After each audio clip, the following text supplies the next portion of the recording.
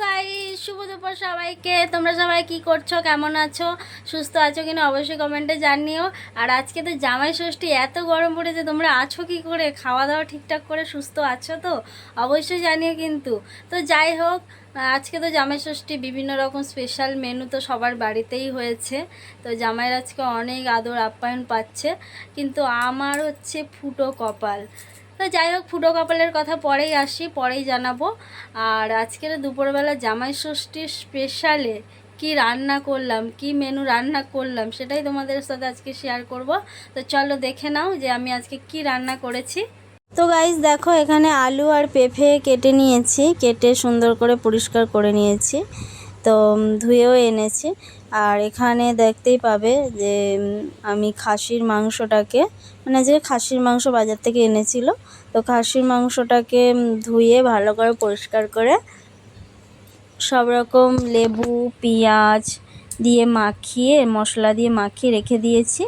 আর এইখানে কড়াই তাওয়াতে উনুনে বসিয়ে দিয়েছি। তো এখানে দেখো আলু ছাড়বো, আর এই যে আলু ছেড়ে দিয়েছি। আলু ছাড়তে গিয়ে আমার চোখের মধ্যে তেলের ছিটা পড়ে গেছে, তার জন্য ভিডিওটা এরকম একটু কেঁপে গেছে, তোমরা কিছু মনে করো না। আর এখানে দেখতে পাচ্ছি যে আলু আর পেঁপেটাকে সুন্দর করে লাল লাল করে ভেজে নেব। ভেজে নেওয়ার পরেই তারপর দেখতে পাবে যে আমি চিকেনটাকে বসাচ্ছি কীভাবে, সেটা তোমাদেরকে দেখাবো।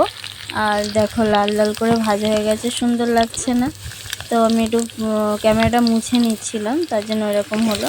তো দেখো আলু আর পেঁপেটা সুন্দর করে, আর রোদের মধ্যে রান্না করছিলাম, মানে মাথার উপরে এতটাই রোদ চলে এসেছে, পরে ছাউনি ছিল না, তোলা উনুনে রান্না করেছি, তার জন্য এরকম হয়েছে ভিডিওটা। তো রোদের মধ্যে তোমাদের জন্য ভিডিও করার জন্য কত কষ্ট করছি, তাও তোমরা একটা লাইক কমেন্ট শেয়ার করে দিও আমার এই ভিডিওটা দেখে। তারপরে দেখো আমি এখানে তরকারি বসানোর জন্য এখানে তেজপাতা আর একটু লবঙ্গ দিয়ে দিয়েছিলাম। তো আমার কাছে ওই দারচিনির কাঠ ছিল না বলে, তার জন্য লবঙ্গ দিচ্ছি। আর এই দেখো সব রকম মশলা মাখিয়ে রেখেছিলাম মাংসে, সেটা ঢেলে দিলাম। তো এটা একটু কষা কষা হয়ে গেলে ভালো করে মিক্স করে নিই, মানে এখানে আদা রসুন সব কিছুর পেস্ট দেওয়া ছিল। এই দেখো একদম পুরো জলটাকে ছেড়ে দিয়েছে, কি সুন্দর গ্রেভি হয়ে গেছে, দেখতেই পাচ্ছ। গ্রেভিটা অসাধারণ হয়েছে। তো একটু ঢাকা দিয়ে রেখেছিলাম মাংসে, তো উনুনে বলে হয়তো জলটা অতটা বেরোয়নি, আমি বুঝতে পারলাম না কেন জলটা বেরোলো না। তো উনুনের এতটাই তেজ ছিল যে ওই জন্য হয়তো বেরোয়নি। আর এখানে দেখো আলু আর ভেজে রাখা আলু আর পেঁপেটা ঢেলে দিলাম মাংসের মধ্যে, যাতে এটাও কষা হয়ে যায়। আর খাসির মাংসটা জানোই একটু শক্ত, তো আগে থেকে আলুটা দিয়েই দিলাম, যে আলুর সাথেও পেঁপের সাথে মশলাটা ঢুকে যাবে। তো এটা একটু নেড়ে চেড়ে তারপর ঢেকে রাখবো কিছুক্ষণের জন্য। ঢেকে রাখার পরে দেখা যাক যে কি হচ্ছে, মাংসের কেমন আসছে। দেখতেই পাচ্ছ ঢেকে রাখার পরে মাংসটাকে আমি কষিয়ে জল দিয়ে দিয়েছি, যে দেখো কত সুন্দর লাগছে, কালারটা কত সুন্দর এসেছে। কিন্তু আমি এখানে কোনো কাশ্মীরি লঙ্কা ইউজ করিনি, আমি জাস্ট কাঁচা লঙ্কা।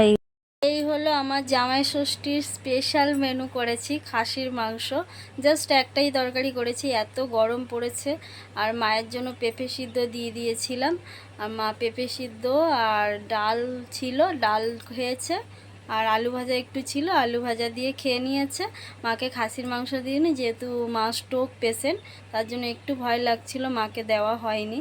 তো নিজেরই খেতে খারাপ লাগছিল, কিন্তু তাও মায়ের শরীরটা সুস্থটাই থাকা বেশি দরকার, কারণ খাওয়াটা আজকে না খেলেও চলবে, পরে কখনো খেলেও চলবে, খেতে পারবো আমরা, কিন্তু শরীরের দিকে একটু খেয়াল রাখা উচিত। তো তোমরাও শরীরের দিকে খেয়াল রেখো। আর আমার ভিডিওটা ধৈর্য সহকারে দেখার জন্য তোমাদের অসংখ্য অসংখ্য ধন্যবাদ। আর আমার ভিডিওটা শেষ পর্যন্ত দেখার জন্য তোমাদের অসংখ্য ধন্যবাদ। তো যাই হোক, তোমরা আজকে জামাই ষষ্ঠীতে খাওয়া দাওয়া করেছো ঠিকই, কিন্তু তোমরা একটু সুস্থ থেকো, ভালো থেকো, একটু লিমিট বুঝে খেও, এটাই চাইবো। তো টাটা সবাইকে। তো নেক্সট কোনো ভিডিওতে তোমাদের সাথে আবার দেখা হচ্ছে।